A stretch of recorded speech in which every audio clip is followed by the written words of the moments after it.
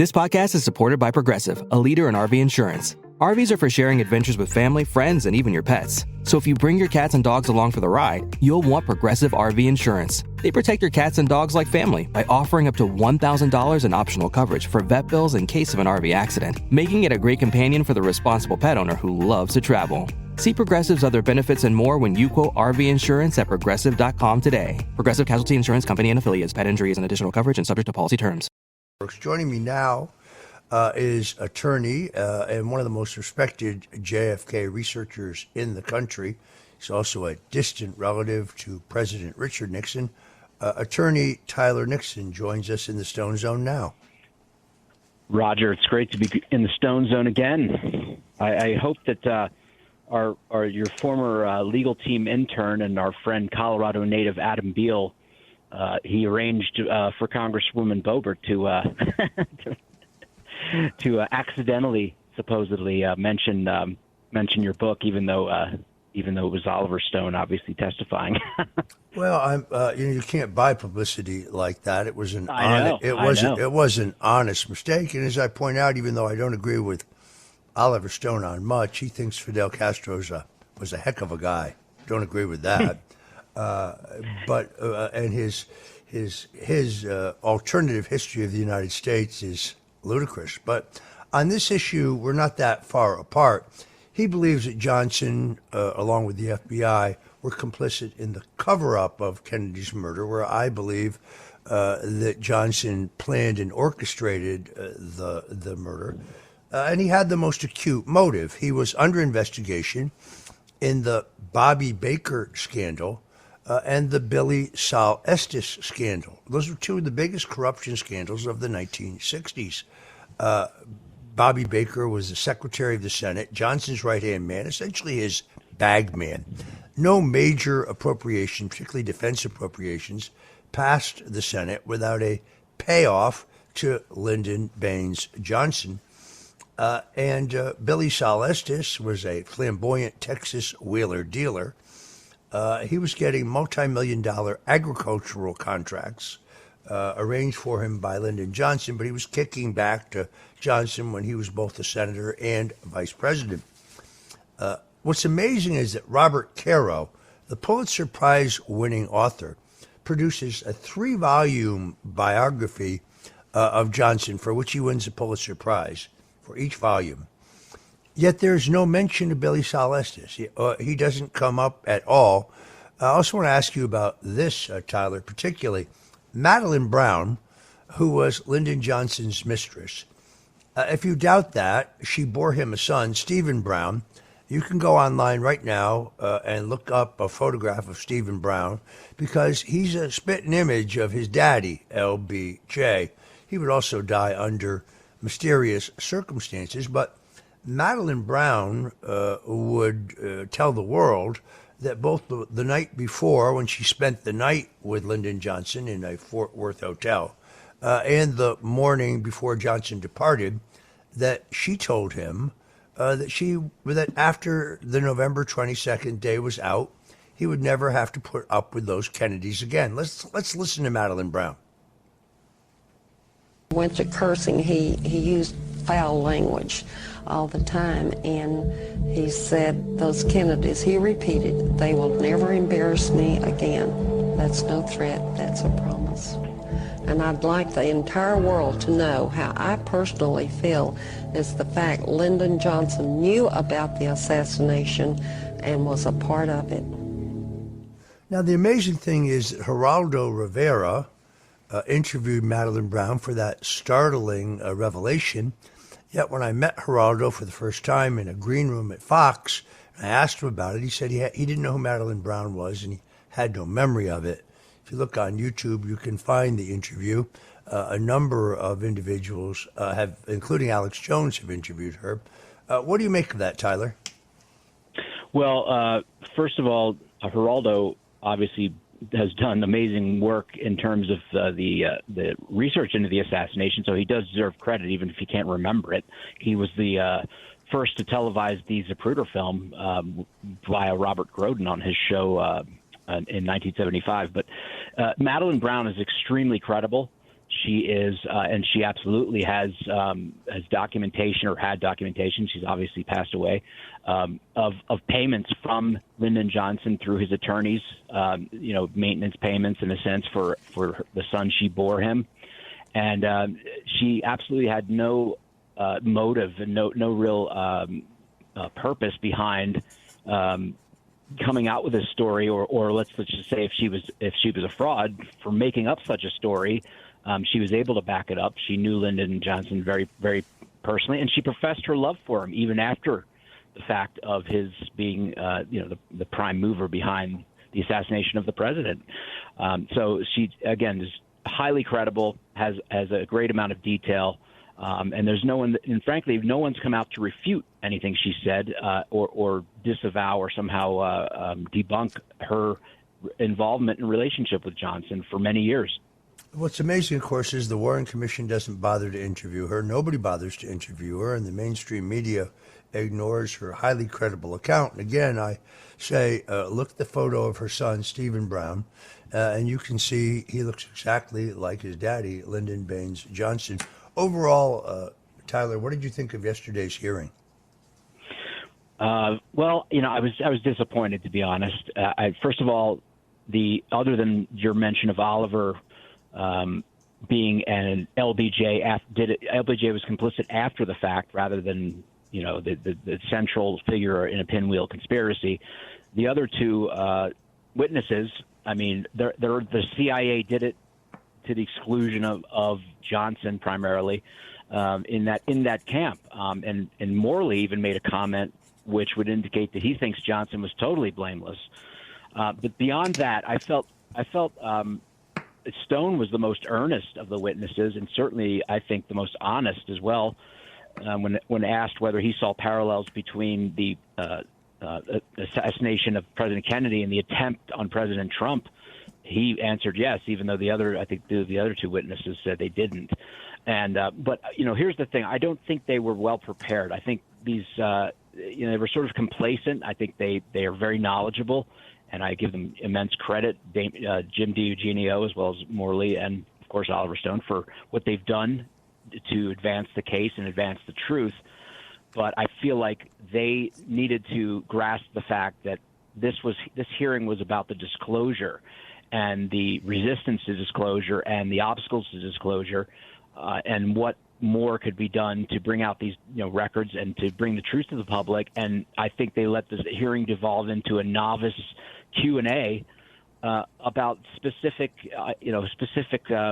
minutiae in the case, like CE 399, the magic bullet, or just all sorts of narrow questions that were evidentiary questions that I think they should have kept bringing the focus back. And I think the best comment or the best suggestion at the end, which really should have been, frankly, the first panel to testify, assuming there's going to be more, came from Jim DiEugenio, who said that the committee needs to bring all the ARRB, staffers or anyone from that organization who is, willing to testify, still alive, such as Douglas Horn, who was obviously a guest of your show a few weeks back, and is just absolutely a compendium of knowledge, not only of the actual evidence, the substantive evidence, but of the fact of the cover-up, the attempts to cover up and withhold information, because the ARRB went through all sorts of hoops in trying to extract. They never really did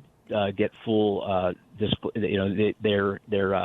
I believe their commission, as you would have, expired before they were able to complete getting the documents they wanted, as our friend Larry Schnapp pointed out in your show recently. So, I think the hearing was and sort of descended into almost a bit of it was too casual, I think. And the problem, and this is the problem, that when you have 6 decades pass with an event like that, there's no one left in the government, in Congress or anywhere, who's an actual subject matter expert enough to ask incisive and relevant questions on the topic of the hearing, not just on, again, like novice, tell us about Lee Harvey Oswald, this and that. This is the minutiae. That's not what the hearing was supposed to be about. So I think it was a missed opportunity, but I sincerely hope that this is intended to be just a start. Yeah, for our listeners, the AARB is the Assassinations Record Review Board, which was set up by the government in the 90s. They did some very excellent work, but they were also stonewalled by a number of agencies of government. In the late 70s, the House Select Committee on Assassinations was formed to examine and re-examine the assassination of John Kennedy, Dr. King, and Robert Kennedy. Interestingly enough, because most of the staffers of that committee were experts in organized crime, that was their focus. And they conducted an exhaustive investigation. But Tyler, they were completely stonewalled by the CIA, who would provide no records and provide no one to testify on any question. Not surprisingly, I was going to say it's worse than that. I mean, the assigned sort of CIA liaison for the committee, who led them, by their noses, was George Joannides, who was involved in Operation 40 and was neck deep in the milieu of the JFK assassination. So, and all of whose records are among those not included in these disclosures. There is a large archive of his documents, but they are among the documents that are missing. The point, of course, is that the committee reached a formal conclusion in their final report that organized crime played a significant role in the murder of Kennedy. Yet none of the documents released by the National Archives in the recent disclosures address the role of organized crime at all. Missing, for example, are at a minimum transcripts, if not the actual audios, of Carlos Marcello, the gangster who ran the mob in both Texas and Louisiana, who was recorded in his jail cell surreptitiously by the government, taking credit for Kennedy's assassination. Where's that audio? Or at a minimum, where's the transcript of that audio? Not included. In fact, there have been no documents released that indicate a role of organized crime, even though the House committee reached that correct conclusion. The motive of the mob is very clear. Sam Giancana and the mob chieftains, including Carlos Marcello and Santo Trafficante, promised $1 million, that's 1959, to John Kennedy's presidential campaign, and to twist arms for JFK in Illinois and Texas, and even earlier that during the West Virginia primary, in return for a commitment that the deportation proceedings that the Eisenhower administration had undertaken to deport Marcello and Trafficante would be dropped. Well, John Kennedy was elected. Robert Kennedy became Attorney General. Joseph P. Kennedy, his father, Ambassador Kennedy, was felled by a debilitating stroke.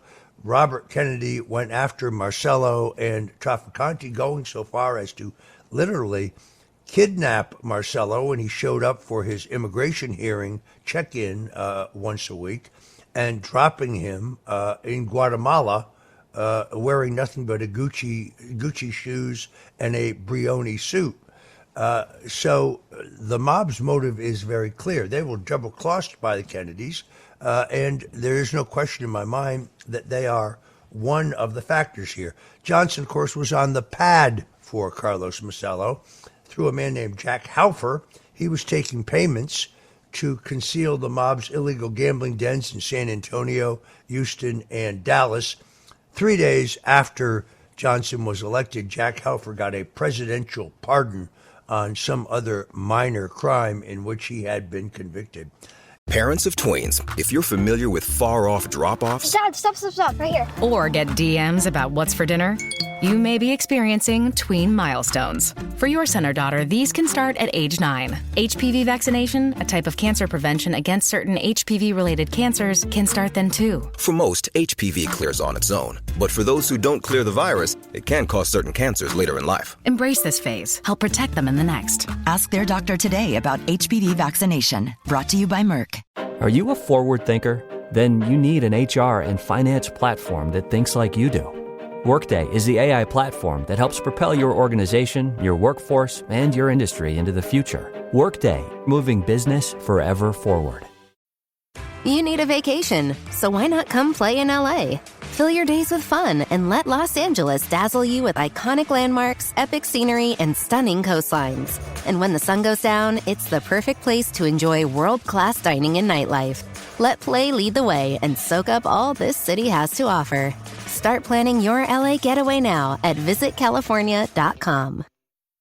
Ladies, you'll end up shopping for your guy's deodorant, right? So try Degree's Original Cool Rush. You see, last year, Degree changed the formula, and men were mad. One guy even started a petition. So Degree admitted they messed up and brought the Original Cool Rush scent back. It's clean, crisp, and actually smells like someone you want to cuddle. And it's in Walmart, Target, and other stores now for under $4. So toss one in your cart and find out why it's the best-selling men's antiperspirant for the last decade. Degree Cool Rush is back, and it smells like victory. You're listening to the Stone Zone here on the Red Apple Audio Networks, and you'll learn things you never heard about the murder of President John F. Kennedy. We're talking to Tyler Nixon, attorney at law, one of the most respected members of the JFK researcher community. Whatever you do, don't touch that dial, because we'll be back with more. We're talking to Tyler Nixon, attorney at law and one of the country's leading JFK assassination experts. There are a number of anomalies that day in Dallas. Normally, according to the manual of the Secret Service, there were to be 6 motorcycle officers, 3 abreast on either side of the presidential limousine. It was that way in Chicago and in Miami, where Kennedy visited before going to Dallas. In this case, there was one lone officer on a motorcycle riding directly behind the presidential limousine. Normally, between the presidential limousine and the vice presidential limousine, there would be only one car that would be full of Secret Service agents, most of them with long rifles, looking for in the windows of the taller buildings. It was unusual for the presidential motorcade to go through Dealey Plaza anyway. JFK was going from 2 sites outside the city, from the Dallas-Fort Worth airport to the Merchandise Mart, neither one of which is in the city limits of Dallas.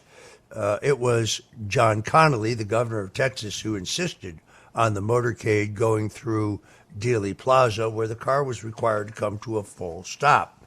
Another violation of the Secret Service regulations regarding the transportation of the president. Tyler, as you know, one of the most curious things is shown in a series of still photographs by a photographer named Altgen. And in this series of still photographs, you see Lyndon Johnson in the vice presidential limousine, which was a Cadillac. They called it the Queen Mary. The order of the cars is unusual. There's Kennedy driving in the Lincoln Continental, followed by a car full of Secret Service agents, followed by a car of the press, and then followed by the automobile Johnson is riding in.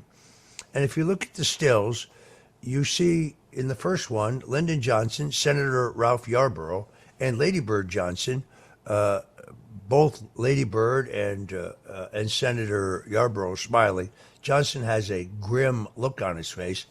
And then in the next still photograph, Johnson has vanished. He's gone.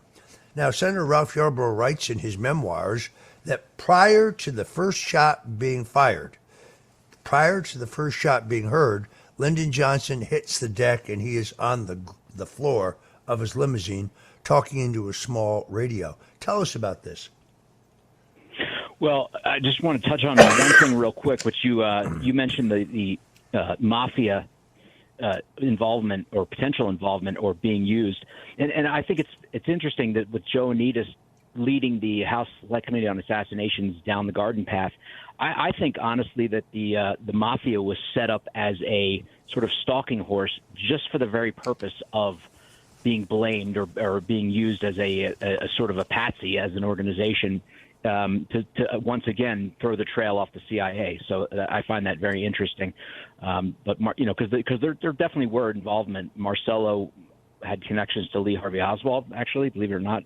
I think that there were players. Apparently, John Roselli, according to CIA pilot Tosh Plumlee, was being flown in to supposedly stop the plot, but was too late and couldn't do it in Dallas.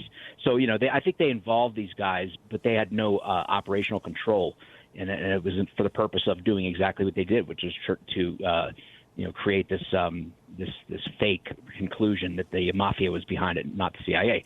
As to the Secret Service and the and yes, I mean, there's no question that the Secret Service was complicit, and Lyndon Johnson was, ducking down and even made up a big story about Rufus Youngblood leaping over the seat and throwing himself on Johnson. And Rufus Youngblood basically told everyone that that's a bunch of BS, and he actually, sort of disavowed it privately. He didn't want to contradict Johnson because he was probably Johnson's main man, and Johnson sealed that day by giving him those accolades and elevating him within the Secret Service. But interestingly, on that subject, the shift leader in the Queen Mary behind President Kennedy's limousine, which was left like a sitting duck in Dealey Plaza, Emory Roberts, as soon as the shooting began, ordered the agents on the Queen Mary behind the president's limousine to freeze and not to move. And thus, nothing was done to try to protect the president, while Bill Greer, the driver, brought the limousine practically to a halt. So, and Emory Roberts went on to become the appointment secretary to Lyndon Johnson in the White House, an unusual role for a Secret Service agent, let's just say. All right, we have to wrap it right there. I want to thank our guest, Tyler Nixon. Stay tuned to the Stone Zone. We'll be telling you more this week about who really killed President John F. Kennedy and why.